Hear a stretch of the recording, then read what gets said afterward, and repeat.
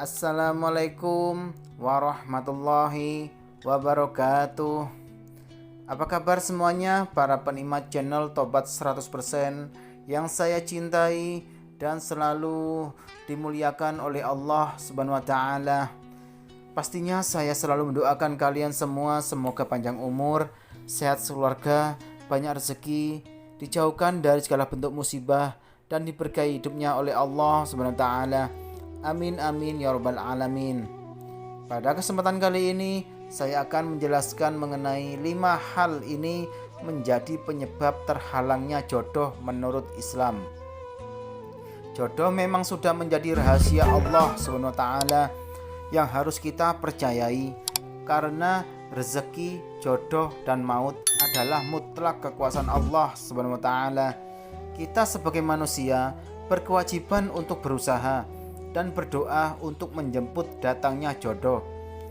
Berusaha dan berdoa juga harus dibarengi sifat berserah diri kepada Allah SWT dengan sepenuh hati.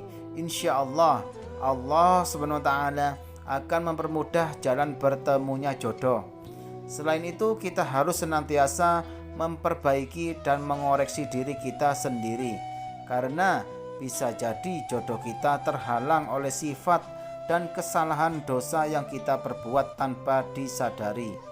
Berikut ada 5 hal yang menjadi penyebab terhalangnya jodoh menurut pandangan Islam. Yang pertama, adanya dosa yang tanpa kita sadari. Sebagaimana manusia tentu saja pasti seringkali membuat dosa yang mungkin tanpa kita sadari bahwa hal tersebut bisa membuat kita dosa.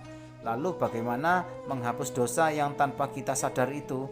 Caranya adalah dengan kita senantiasa berzikir dan beristighfar kepada Allah Subhanahu wa taala dengan memohon ampunannya.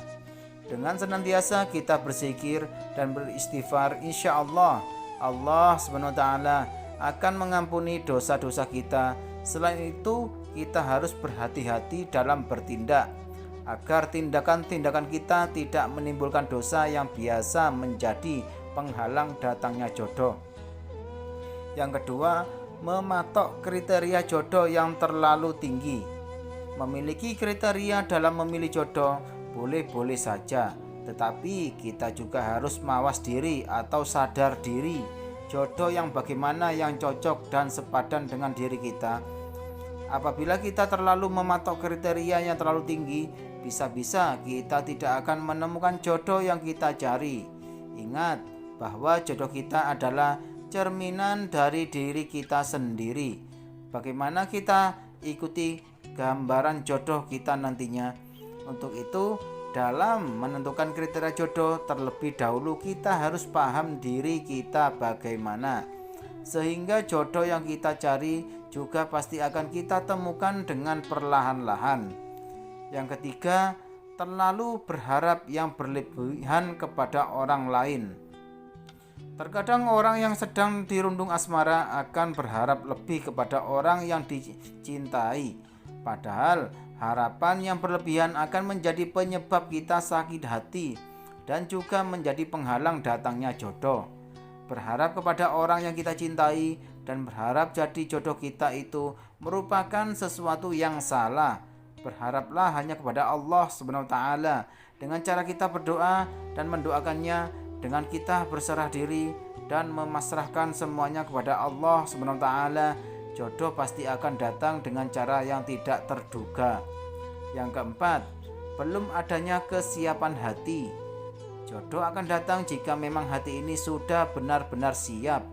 Perasaan cinta yang sebenar-benarnya adalah datang dari hati nurani. Tapi perlu diingat, dalam mencintai seseorang juga tidak boleh berlebihan, agar saat dikecewakan tidak sakit hati. Cinta yang berlebihan juga bisa memancing nafsu. Ingat, hati sangat dekat dengan nafsu. 2 hati yang kita cintai atau miliki yaitu hati sanubari dan hati nurani. Ketika sanubari dominan, rasa cinta yang diliputi nafsu akan menjajah kita sehingga timbul tindakan yang tercela. Namun, ketika hati nurani yang dominan, hati nurani cenderung ke arah iman. kita tidak akan terlarut dalam perasaan menyiapkan hati nurani. Sungguh penting untuk membentengi diri kita. Caranya adalah dengan berzikir kepada Allah Subhanahu wa taala.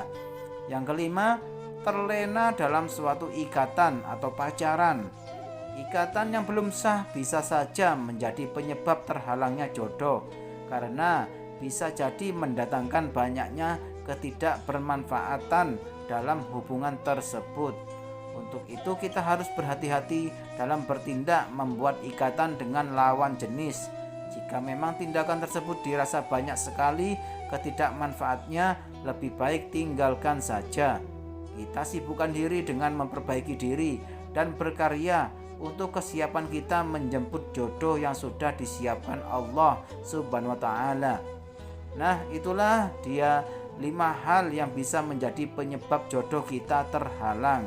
Mari kita sibukkan diri kita dengan hal-hal yang positif dan bermanfaat untuk meningkatkan kualitas diri kita sendiri, serta sibukkan diri ini dengan hal-hal yang bisa membuat diri lebih baik agar hati ini lebih dekat dengan Allah Subhanahu wa taala. Ingat, jodohmu adalah cerminanmu sendiri. Itulah penjelasan dari saya yang diambil dari berbagai sumber terpercaya. Semoga bermanfaat dan menjadikan keimanan kita semakin kuat terhadap kepada Allah Subhanahu wa taala. Amin amin ya rabbal alamin. Wassalamualaikum warahmatullahi wabarakatuh.